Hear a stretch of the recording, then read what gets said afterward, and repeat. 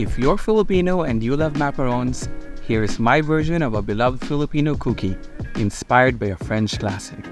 Stay tuned to learn how I make my Ube Crinkle cookies with mascarpone vanilla bean filling. Hello and welcome back to my channel. When I first started telling my friends that I was going to start a YouTube channel, they actually got really excited because they knew that I was going to share today's recipe. Of course, I am talking about Ube Crinkle cookies with an ube mascarpone filling.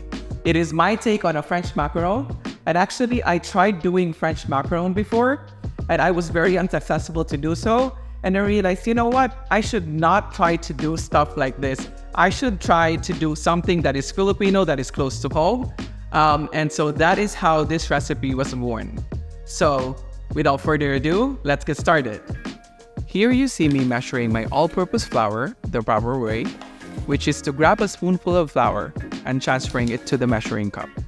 This ensures you're not packing the flour in the measuring cup and running the risk of getting more than what you're supposed to. If you do, you'll end up with a dry cookie. And trust me, nobody wants that. List the ingredients and measurements in the description below. The whole recipe should give you about 40 Ube Crinkle cookies with mascarpone vanilla bean filling. I'm placing the eggs in a large bowl together with all of my wet ingredients. It's 1 cup canola or vegetable or avocado oil and 2 tablespoons of ube concentrate. I highly recommend the Butterfly brand for this. Then I'm adding the sugar, salt, baking powder, and baking soda to the flour and give it a good mix. I also forgot to add 2 teaspoons of my homemade vanilla extract, so I'm adding it now. You can also use store-bought if you don't have any in your house. Let me know if you want me to share how I made it, and I can do that in a separate video. When I first tried making these cookies a while back, I didn't have a handheld mixer or a KitchenAid, so today I'm going to show you how to mix the batter without either of these. However, feel free to use a handheld or a stand mixer to make your life easier if you have it. Just slowly incorporate the dry ingredients into the wet mixture. Guys, I'm giving you options, okay? I'm folding in the dry ingredients to the wet mixture using my spatula, and like I said, I add it in batches. The dough will start to come together as you continue to add more of the dry ingredients into the mix. At this point, your spatula would be useless, and now you have to use your most important tool in the kitchen, your hands. Now, after washing your hands, because you ain't nasty, fold and press on the dough until all of the dry ingredients are mixed in and you're left with a homogeneous ball of dough. The mixture should feel moist, but not sticky. When you press on it, you should also be able to create a dimple.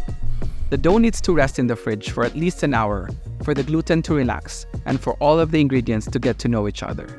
Don't skip this step, guys. This is very important if you want a moist cookie. So while that's resting, we're gonna move on with the filling. Here I have 1 container of softened mascarpone cheese.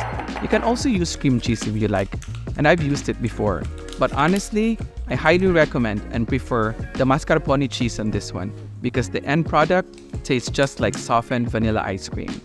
Then you add the softened butter, more of that homemade vanilla extract, and then I'm adding 1 whole vanilla bean. The bean has been resting inside the vanilla extract, so it's easy to take it out. It's almost like vanilla paste at this point.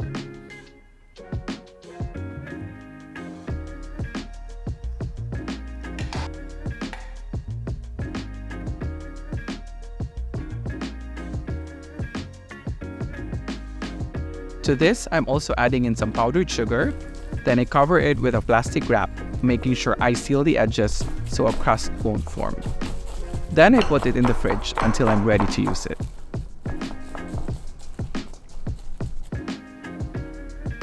Because as you can see, it's also late at night when I filmed this, I let the mixture rest in the fridge overnight. The following day, I'm grabbing 1/2 tablespoon, measuring cup, to get some of that dough. Roll it like a ball, cover it with powdered sugar, then put it in a tray and press the top area just like so. This is to help shape the dough before it's baking. Then I repeat the process until I have a full tray and I bake it in the oven at 350 degrees for 10 minutes.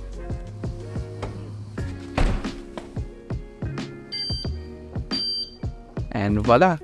Now you have Ube Crinkle cookies. I wish you can smell this.